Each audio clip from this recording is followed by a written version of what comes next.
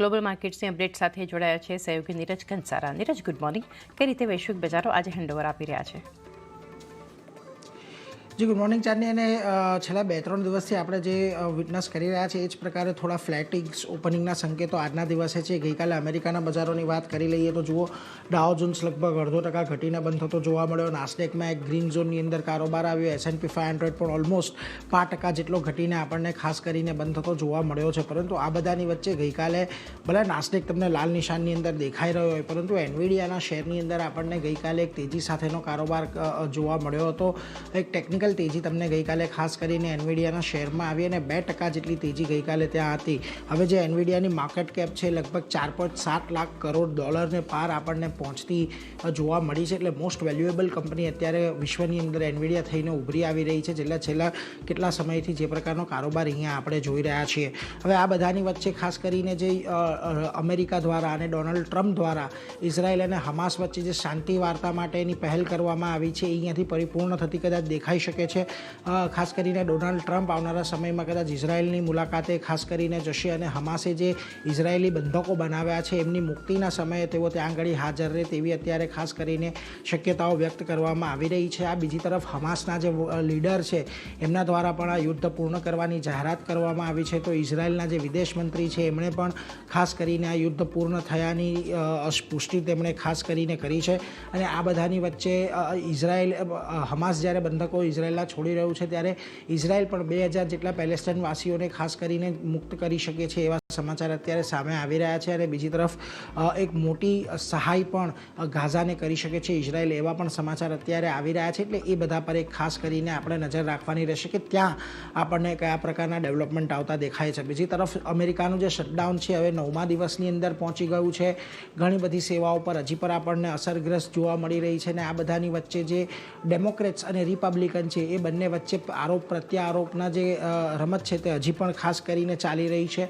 Donald ટ્રમ્પે ખાસ કરીને અહીંયાથી એવું પણ કહ્યું છે કે ફેડરલ બ્યુરોક્રેસીમાં છટણી આવનારા સમયની અંદર આવતી જોવા મળી શકે છે, એટલે એના પર એક નજર રાખવાની। અને બીજી તરફ સેનેટને આવતા સપ્તાહે રજા હતી તે રજા રદ કરી દીધી છે અને તેઓ કામકાજ ચાલુ રાખશે એવું તેમણે નિવેદન આપ્યું છે। એટલે આ પણ હવે અહીંયાથી એક અમેરિકાની અંદર આ શટડાઉનનું સંકટ કઈ રીતે આગળ વધતું જોવા મળે છે એના પર ખાસ એક ફોકસ રાખવાનું।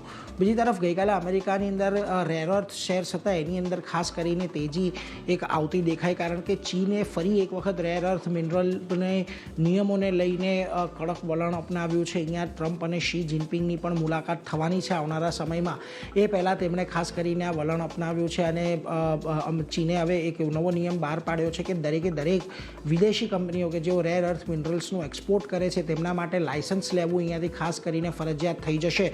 અને એ બધાને લઈને ખાસ આપણને અત્યારે આ એક તેજી ગઈકાલે અમેરિકાની બજારોની અંદર આજે રેર અર્થ મિનરલ્સના શેર્સ છે એની અંદર આવતી જોવા મળી, એટલે એના પર એક ફોકસ રાખવાનું। આ બધાની વચ્ચે ગઈકાલે અમેરિકાના રાષ્ટ્રપતિ ડોનાલ્ડ ટ્રમ્પ અને વડાપ્રધાન મોદી વચ્ચે પણ એક ટેલિફોનિક વાતચીત થઈ હતી, જેની માહિતી વડાપ્રધાન મોદીએ ટ્વીટ દ્વારા આપી છે। અને એમણે કહ્યું છે કે અમે ડોનાલ્ડ ટ્રમ્પ સાથે વાત કરી, ખાસ કરીને આજે ઇઝરાયલ અને હમાસ વચ્ચે જે શાંતિ પ્રસ્તાવની તેમણે આગળ વધાર્યો છે એ અંગે તેમને અભિનંદન આપ્યા છે। અને આ ઉપરાંત વડાપ્રધાને એવું પણ કહ્યું કે અમેરિકા અને ઇન્ડિયા વચ્ચે જે ટ્રેડ વાર્તાઓ ચાલી રહી છે એની પણ અમે સમીક્ષા કરી હતી કે કયા સ્ટેજ પર અત્યારે ખાસ કરીને આપણને આ વાત અટકતી દેખાઈ રહી છે એ અંગે પણ તેમણે સમીક્ષા કરી છે।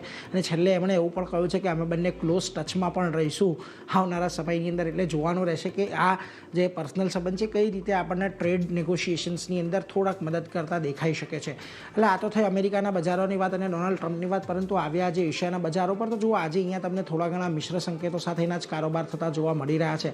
ખાસ કરીને તમે વાત કરી લો જાપાનના બજારોની તો જુઓ આજે 1% નીચે છે। તાઇવાન અને કોરિયા આજના દિવસે એક પોઝિટિવિટી સાથે કામ કરી રહ્યા છે, પરંતુ હેંગસેંગ, શાંઘાઈ, સ્ટ્રેટ ટાઈમ્સ આ બધી જગ્યાએ તમને લાલ નિશાનની અંદર જ કારોબાર જોવા મળી રહ્યો છે।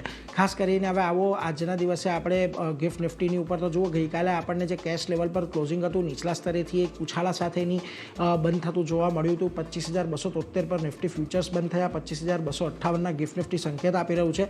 મહત્વની વાત કે સવારે આજે ગેપ છે લગભગ 40-45 પોઈન્ટનો હતો, જે અત્યારે ઓછો થઈને 16 પોઈન્ટનો થયો છે। એટલે આજે એક ફ્લેટિશ ઓપનિંગના તો સંકેતો ચારની આપણને ખાસ કરીને માર્કેટ તરફથી મળી રહ્યા છે।